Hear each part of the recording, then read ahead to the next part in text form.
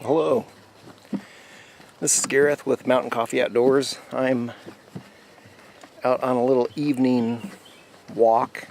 Definitely your classic late spring day. Warmed up pretty well today, but not too bad. The evening's pretty nice. The sun's getting a little bit lower on the horizon. Actually, the main reason I'm out here walking is I have some books to share with you guys.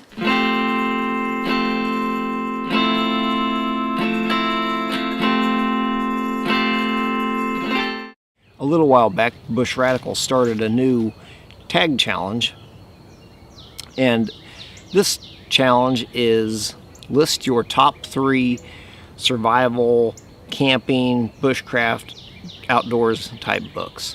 And for his video, he listed his top 3 books, and then he tagged 3 more YouTubers to also do the challenge.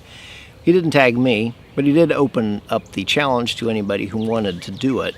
And after watching his video, and also some of the folks that he tagged their videos, it really got me thinking, and I decided that I wanted to also do a video about this. Now, coming up with my top 3 books was quite a challenge, to say the least. I have a lot of outdoor books, just ask my wife. So narrowing it down to the top 3 was definitely not an easy task. I have a lot of books by a lot of classic outdoors writers, and I've definitely learned quite a bit from them over the years. Some of the authors that come to mind are like George Sears, or known as Nessmuk, Ellsworth Yeager, Daniel Beard, Horace Kephart, Morris Kohansky.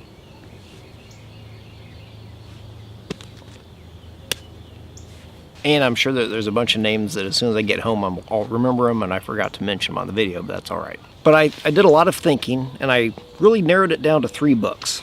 My choices actually surprised me quite a bit when I narrowed it down to 3 books that have really shaped my knowledge and my thinking about being in the outdoors in situations both challenging and also easy and enjoyable. So here are my selections. For number 3, I have Death in Yellowstone, Accidents and Foolhardiness in the First National Park, and it's by Lee H. Whittlesey. This is a book that I read about 9 years ago or so, and what this book is full of are a whole bunch of accounts of people that have died in Yellowstone over its history, even from before that area was a national park, all through the present day when this book was written. And the deaths really run the gamut, from people that fell into hot springs, or even intentionally jumped into hot springs, or jumped into hot springs to try to save a dog that had fallen in, to people that were attacked by bears, just all sorts of things. People that have been attacked by bison because they did things that were very, very stupid with them, who didn't realize that they were wild animals and acted like wild animals. One thing that this book really impressed upon me, and this may kind of go without saying, but sometimes it's good to remember it, is the fact that grizzly bears absolutely do on occasion attack people and sometimes kill them and sometimes even eat them. You have to really be mindful of that when it comes to being in brown bear grizzly country. And it also just kind of helps bring to your awareness the fact that there are dangers out in the outdoors in Yellowstone and anywhere else. But it was interesting to read this book because Yellowstone is a place that's near and dear to my heart. I've been there a number of times, a couple times.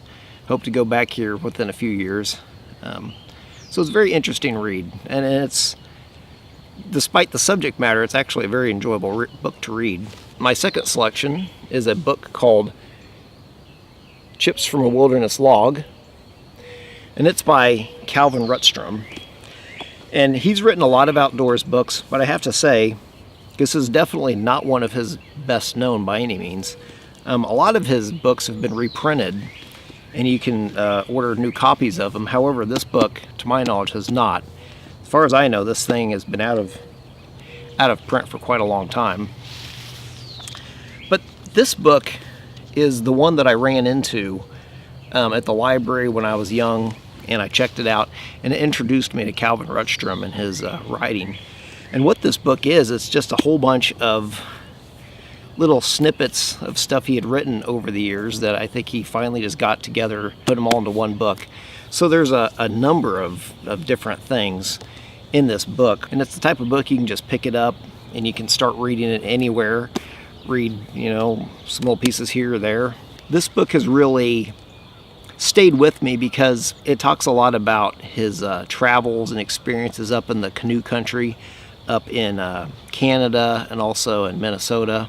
And despite being a Kansan who definitely, I feel at home in my my home environment, but I have to say that my heart's drawn to two places in particular. One of them being the North Woods up in the canoe country, and also the mountains in the western United States, particularly Colorado, because I've been there more than I've been other places. And this book, it definitely gives you a good flavor of the North Woods, and in a way it kind of helped shape some of my at least kind of nostalgic feelings towards some of the places that I've been up there, and it's just stayed with me, definitely. And now for my number one pick. In Bushradical's video, one of the three people he tagged was MTwoodsrunner, and I watched his video, and one of his picks really got me thinking, because I had to agree that that book, or that selection, was definitely on my list also. What that selection is a little short story by Jack London called To Build a Fire. It's a very popular short story. I think I first ran across it probably in 8th grade. I won't spoil the story for anyone who hasn't read it. It's just a fictional short story, and it pertains to a guy needing to light a fire. This short story has definitely stayed with me in a big way over the years. It's shaped my attitudes towards the wilderness, especially in cold weather. Long ago, my old scoutmaster Dick Lundquist, in what was, I'm guessing, just kind of an offhand comment, referred to the short story To Build a Fire and what happens to the main character. And the fact that he pointed that out once upon a time, and that I read the story, it's really stuck with me. It taught me some very important lessons about being outdoors in challenging conditions. It taught me that, number one, especially when it's very cold outside, you should not go out and do anything that is imprudent or flat out stupid. It taught me that you need to be aware of your surroundings, and you need to be able to anticipate potential problems that you might be able to prevent. And it also taught me the importance of being able to light a fire in really any sort of challenging conditions. And those lessons have really stayed with me. They really color my thinking whenever I'm outdoors, especially when I'm outdoors in very cold conditions. I've definitely always made sure that fire building was a skill that I improved upon, that I got proficient at, and a lot of that just came from that short story, learning the lessons that story teaches. So those are my 3 books. As I wasn't tagged in this challenge, I'm not gonna do the full-blown tag 3 people thing, but what I would like to do is I would like to tag one other YouTuber, and that is Spirit Forest out in the neighboring state of Colorado. I'd like to hear what your 3 books would be if you get a chance to come up with your selections and do a video. Those are my books. You know, surprisingly enough, none of them are like how-to books or, you know, that kind of thing, which I have a number of, and I've definitely drawn a lot from them over the years. But there you go. So this is Gareth with Mountain Coffee Outdoors. I hope you enjoyed this little video.